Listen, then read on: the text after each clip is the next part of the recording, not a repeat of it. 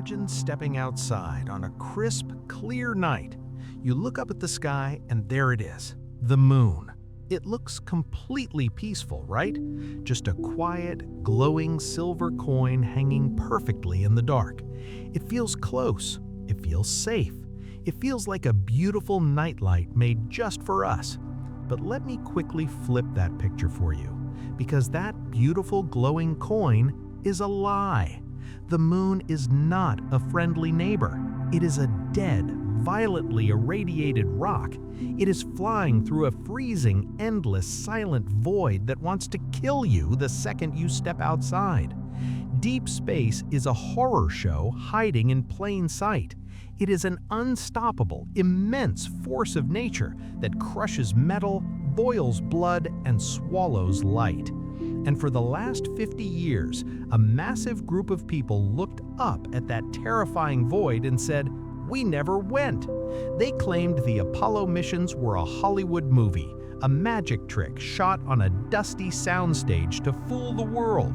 They sat in the safety of their living rooms and decided that the horrors of deep space were just special effects. Well, a few days ago, the script changed forever.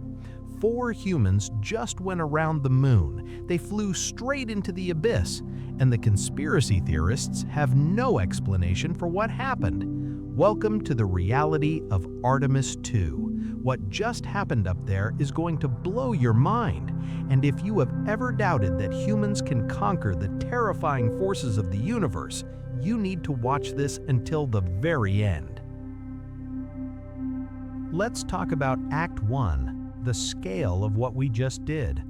To understand why the deniers are panicking, you have to understand the sheer, mind-breaking scale of the Artemis II mission. We didn't just go to space, we pushed further into the dark than any human being has gone in over half a century. Artemis II broke the distance record. The crew traveled roughly 250,000 miles away from their homes. But numbers like that are hard to picture, so let's make it real. The distance between the Earth and the Moon is so unbelievably massive that you could fit every single planet in our solar system, Mars, Jupiter, Saturn, all of them, side by side in the empty gap between Earth and the Moon, and there would still be room left over. That is the ocean of total darkness these 4 humans just crossed. But here is the really scary part. When the Orion spacecraft swung around the backside of the moon, it entered a zone called the far side blackout. For 45 terrifying minutes, the moon's massive rocky body completely blocked all radio signals.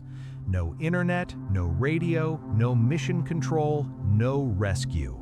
If something broke, no one on Earth would know.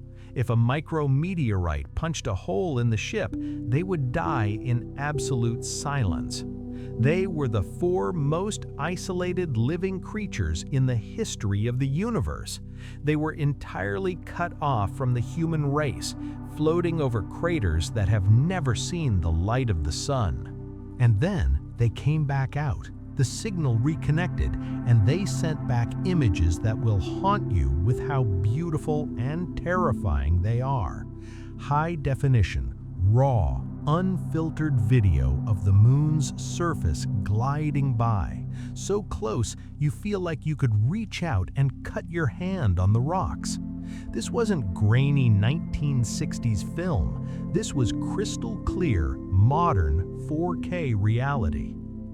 Now, let's move to Act 2, because this is where the conspiracy theories get systematically destroyed. For decades, the deniers have used the exact same arguments. Let's run through them. Claim number 1. The radiation in space is too deadly. Humans can't survive the Van Allen radiation belts. The Van Allen belts are giant invisible rings of trapped radiation wrapping around the Earth. They are dangerous. They are an extreme physical force. But Artemis II didn't just guess how to get through them. The Orion capsule was packed with live, modern radiation sensors. We watched the live data pour in. The sensors proved exactly what NASA said 50 years ago. If you fly through the belts fast enough and your ship is shielded correctly, the radiation dose is barely more than getting a standard CT scan at your local hospital. Artemis II provided the hard, undeniable math. Claim number 2. NASA just faked the live stream with computer graphics. Let's pause here because I want you to understand the full picture. NASA is an American agency, but Artemis II was not just tracked by America, it was tracked by the entire planet. Over 200 countries were watching this mission simultaneously. Independent universities in Japan, space agencies in Europe, and hostile foreign governments who would love nothing more than to embarrass the United States, they all pointed their massive satellite dishes at the moon. But it wasn't just governments. Thousands of amateur astronomers and regular people with ham radios in their backyards in Brazil, Germany, and Australia aimed their antennas at the sky. And guess what? They all picked up the exact same radio signals. They heard the crew's voices. They tracked the exact speed and location of the spacecraft moving at 25,000 miles per hour through the void.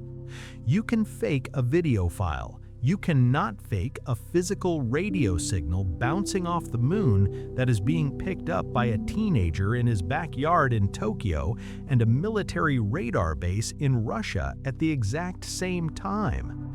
The scale of that lie is physically impossible to maintain.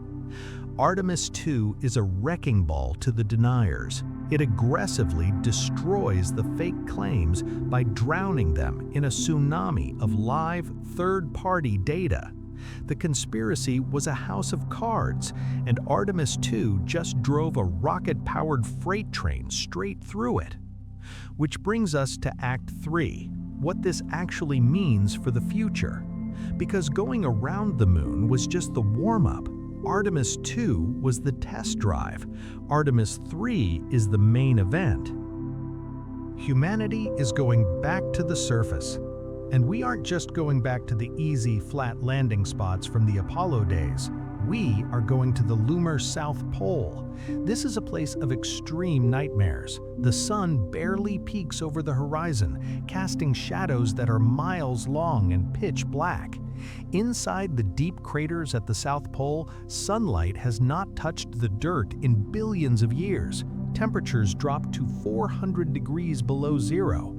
It is one of the coldest, darkest, and most unforgiving environments in the entire solar system. But we are sending humans there. We are sending a massive lander down into the dark. Why? Why do we care? Why, despite space being so incredibly dangerous, so aggressively hostile to human life, do our scientists and astronauts still risk everything to study it? Because hiding inside those terrifying frozen shadows is water ice, and water is the key to everything. Water can be broken down into oxygen to breathe and hydrogen for rocket fuel. We are risking the abyss because if we can survive the South Pole, we can build a permanent base. We can turn the moon into a gas station. And if we can do that, we can go to Mars. We risk the terror of space because it is the only way humanity survives in the long run. We refuse to be trapped on one single rock forever. We live in an ancient and uncaring universe. The stars don't care if we survive. The freezing vacuum of space doesn't care about our arguments, our politics, or our internet conspiracy theories. It is a massive, dark ocean, and it will swallow us whole if we aren't careful. But against all those terrifying odds, a tiny group of humans strapped themselves to a bomb, rode it into the blackest dark imaginable, and lived to tell the tale. The data is public. The radio signals were heard globally. The video is real. You can deny history. You can't deny what just happened. If you want to keep exploring the terrifying and incredible reality of our universe, hit the subscribe button right now. Leave a comment below and tell me, would you be brave enough to fly around the far side of the moon? I'll see you in the next video.